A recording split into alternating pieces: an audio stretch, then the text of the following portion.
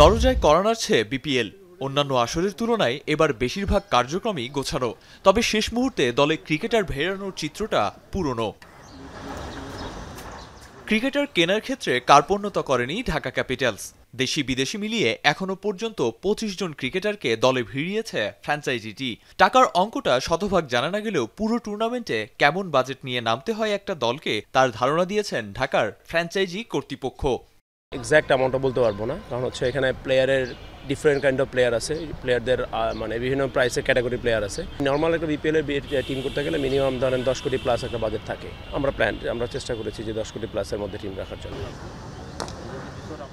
দলে তারকা ক্রিকেটারের অভাব নেই, অভাব আছে কম্বিনেশনের। ফ্র্যাঞ্চাইজিটির বড় দুশ্চিন্তা মিডল অর্ডার নিয়ে।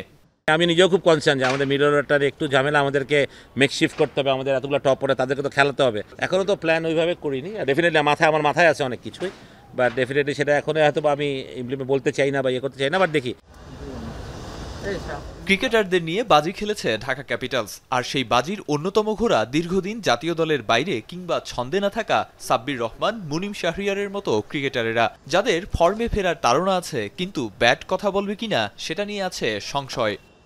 আমি যখন বরিশালে খেলছিলাম তখন আলহামদুলিল্লাহ অনেক ভালো খেলছিলাম। আমি আমার যে খেলাটা আছে ওটা প্রপারলি খেলতে পারছিলাম, বাট আফটার দ্যাট আমি ন্যাশনাল টিমে যাওয়ার পরে যখন ইনজুরিতে পড়ি একটা, তো এরপরে উঠে এসে আমি ওই খেলাটা খেলতে পারি না। বাট আমি ওগুলো অতীতে যেগুলো হয়েছে ওগুলো নিয়ে চিন্তা করতেছি না, আমি নতুনভাবে নিজেকে ফিরে পেতে চাচ্ছি, সেই জন্য আমি উদ্গ্রীব। বাজির ঘোড়ায় কতটা মাত হবে এবারের আসর সেটা হয়তো বিপিএল মাঠে গড়ালেই বোঝা যাবে। তবে এর বাইরে মিডল অর্ডারে মন্ত্রীর খোঁজে আছেন ঢাকা কোচ। মিলবে কি? উদ্বোধনী দিনেই তার আজ পাবেন দর্শক। আপাতত তাই ক্ষণিকের অপেক্ষা। আরিফুল ইসলাম সাহাব, এখন, ঢাকা।